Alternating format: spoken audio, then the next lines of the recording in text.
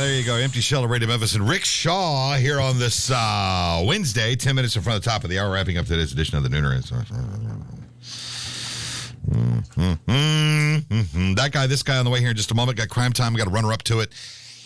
Got some science news. It's some fun science news. Kind of adorable, really. Adorable science news. Yeah. Well, even when it's like monkeys fighting, it's kind of adorable. I don't know there's so much adorable about fighting monkeys, but it's interesting. It's fascinating. Yeah, you give them all switchblades, and then you got a thing. It's like a recreation of West Side Story. Absolutely. Jets and the Sharks. Yeah, absolutely. That's what's up. They're all walking through the streets snapping. Yeah. Do-do-do-do-do. Bop, bop, bop. Oh, somebody needs to recreate that. I think Lancelot Lynx was ahead of its time. I think it's time we recreate that. Oh, come on. That was brutal. I know it was brutal, but And you know what? in today's production standards, I think we could pull it off. Well, I think Lancelot Link was in reruns when you and I watched it. It was, of course it was. It was killed early. I don't think it ran, but it was one or two dumb. seasons. It was poorly written. It was fairly well executed, I suppose. Dude, we know people over at the zoo. Maybe we could go over to Monkey Town and let them let us. They may let us borrow a couple of monkeys, and we can get a thing here. We can recreate the classics with monkeys. I don't know, man. What do you mean? No, I don't know. Yeah, come on. Wouldn't PETA have a No, they're working monkeys. Well, they work for bananas. yeah. Or coconuts. We got a couple of cases of bananas as their pay. They got their handlers. They could come out and hang with us and have us some fun. It'd be huge. Shakespeare with monkeys. Come on. Yes, it would be brilliant. Or I do him. Hoist by his own petard he was. So apparently there were only... It's like 6 episodes of it. 17. 17, really? Yeah. I'm surprised it got that far. Oh, my God, no. This came out in 1970. I thought it was before that. It was so bad they didn't rerun it. Well, that's when I saw it was reruns, I guess. And they were sitting there at the bar doing one-liners and stuff like that. I mean, that was kind of dumb. I'm serious. If we got a bunch of cooperative apes, monkeys, we could recreate. I mean, come on, let's do Shakespeare with. I'd love to see chimpanzees. Shakespeare with chimps. Romeo and Julia. I mean, come on, it's written itself. Oh my God, I forgot they did a comic book of Lancelot Link. No, that's a bit much. That's they Gold Key. They pushed the envelope with all Gold that. Key Comics. Oh my God, they're probably worth nothing now, but still. Let's Star Trek with monkeys. Oh, hey, now that could be a thing. You got the same set. You just have voice actors do the thing, and you got a chimpanzee as Captain Kirk. Captain Coconut. Captain Coconut. I like it. And Spork. But now you got to change the names a little bit. and instead of Sulu, you got Hoo-Hoo, Yeah, you got to have stupid monkey names. Well, you've got to have stupid monkey names. Coconut, Captain Coconut. Yeah. Instead of Bones, it'd be Stones. It would be brilliant. Stones? What? I think just Stoned. Stoned would be good.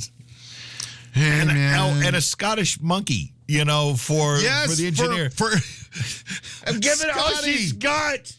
Oh, and he just call it Potty. Because he's throwing feces at the screen the entire time. That needs to be the one that doesn't act. That just throws shit. Yeah, he says nothing. He screams and he throws feces. shit. Yes. Okay, let's get started. Let's get on this. It's copyrighted now because it's on this radio station. Right. It's been recorded, so you people. Oh, we couldn't call it Lancelot Link. No, we wouldn't. No. Leave Lancelot Link out of it. No, it'd be like I don't know what we'd call it. Classic God. ape. Apes in Space? Well, no, I'm not talking about doing the entire run of Star Trek. I'm talking about just an doing episode. An episode. And each week would be something new and different. It would be Dracula. Frankenape. I'd love to see Dracula. Dracula done with chimpanzees. But I want it done like the movie with Gary Oldman. Well, yeah, of course. I want it done just like that. We'll get Brian De Palma on the horn. We'll make it happen. Yes. Lots of blood. Lots of screaming. I want to see the scene where he talks about the wolves. The children of the night. What sweet music they make. Yes. I'd love to see that. Yes. Monkey in one of those weird wigs. Oh, yeah. Little chimp. Oh, yeah. Oh, and then you can, and another week you could do like an abbreviated version of the Pirates of Penzance with chimpanzees. The Pirates of Chimpanzees. Hey, this is a blockbuster show. Dude, yes. Hello, Netflix. Oh, they'll cancel it after 2 seasons anyway. But still. Hey, we're going to make our money and get out. We make our money. The monkeys get bananas and we're done. Right. You shoot the whole thing here on a sound green screen, the whole fucking thing. Oh, yeah. That'd be easy. Easy enough to do. We got enough voice actors around here to pull it off. You just give the chimps a little peanut butter to chew on to get their lips moving, and then you're there. You got to check and make sure they're not allergic to peanuts first. Well, of course. Or give them something, chewing gum. Whatever. They're affable. They'll work. They want something to do aside from sitting around in a glass box all day. Get them out. We can shoot it in there. We can green screen that room right in there. The landlady would be like, Rick, what do y'all do? You do not want a bunch of chimps in this studio. Yes, I do. Well, that happens sometimes on nights when we're full. There's some sort of simian-like activity going on down here, typically on Sunday nights. We're all swinging from the ceiling at that point. That happens on weekdays occasionally. Oh, yeah. Well, there's an afternoon show that when it's on is basically a bunch of monkeys. That's true. Of course, I kind of put us in that category. Well, yes, absolutely, because I think that's why we're obsessed with it. Yes, I'm all about it. I think we should do this. Monkeys and apes are funny. Yes, they are. It's like farts, and they're natural born actors. So easy a monkey can do it. Really, I mean, clearly there's a reason they say that. Yes. There's a reason that saying exists. The Today Show on NBC very famously had a chimpanzee as a co-host. J. Fred Muggs. Yes. Who's still alive, I think. I think he's running NBC. That would explain Friends. Because they cast a monkey in there, too. Marcel. What? He was Capuchin? He was a Capuchin. And he did a lot of other work, too. He was in a bunch of other films. He was a professional, trained monkey. Was Marcel in Raiders? I believe that is correct. Was that Marcel? I think that is Marcel. I don't know if that's his. That's his. That's not his government name. I forget. No. His government name was like Mr. That was Bubbles the character's name. Yeah. They don't like it when you call them their character. No, nobody does. No, my name is not Marcel. My name is not Forrest Gump. It's Tom Hanks. Right. Do the thing. Life is like a box. Oh, did I tell you the book I'm reading? Mm-hmm. This great scene where Jay and John are walking in downtown New York. This is the John Lennon book. We're doing an interview with the author on this soon. Yeah. And this woman comes running up to him and says to John, "You're George Harrison." And he goes, "Yes, I am. Thank you very much." And she walks off. And John and Jay just look at each other and start cracking up.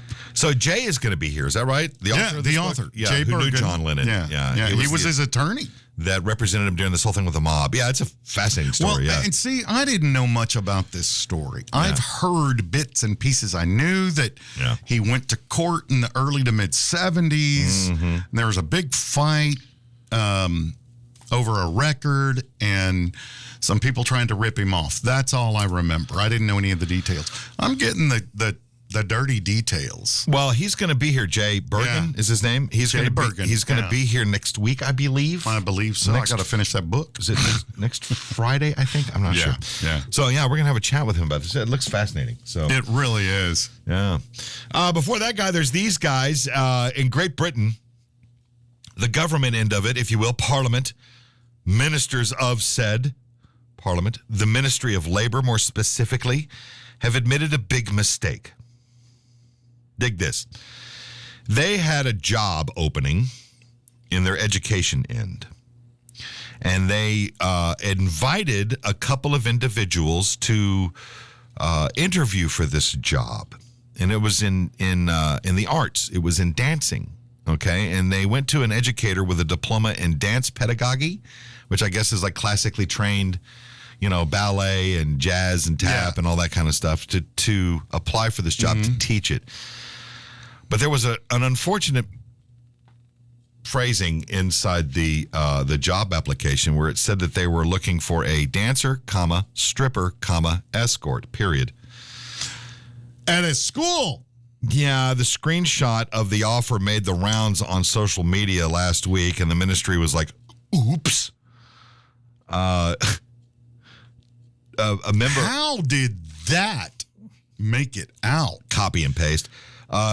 George Engel, who is Minister of Labor and Employment, in response to a parliamentary question by MPs Dejuna Bedard and Charles Margue, said, quote, 2 candidates received an offer for the position of dancer, stripper, escort, end quote. Both women were informed that they did not have to respond to that offer. We want to offer you a job. It's just not that one. Right. The people that put this out quickly apologized to the candidates for the mistake, and an apology which, quote, was accepted, end quote. They thought they got it. Oh, it was a mistake. Sure. And right. The normal procedure was not followed in this particular case. A, quote, mistake made by the administration, end quote. When a job offer might offend the sensibilities of pre-selected candidates, advisors are supposed to contact them individually to ensure the job matches their search criteria. And this was not done in both of these cases. So, ladies, are you strippers? Can you do pole Are you dances? dancers or are you dancers? I go by cinnamon.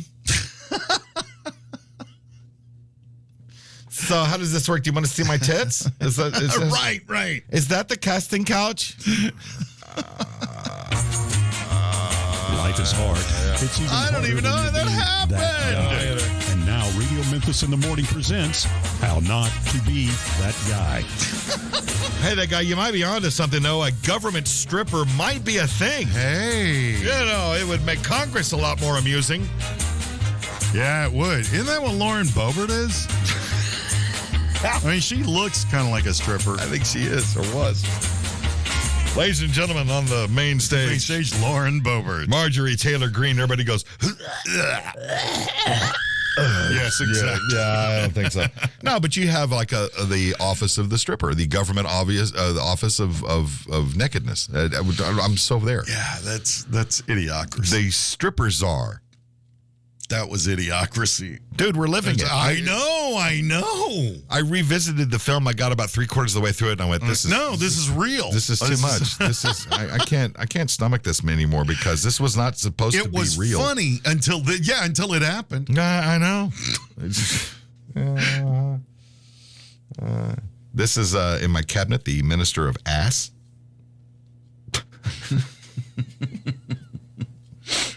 In charge of all it's the all donkeys. fun and games until Nancy Pelosi rips her shirt off. Then you got a problem. Oh, no. Thank you. Who brought the blue cheese?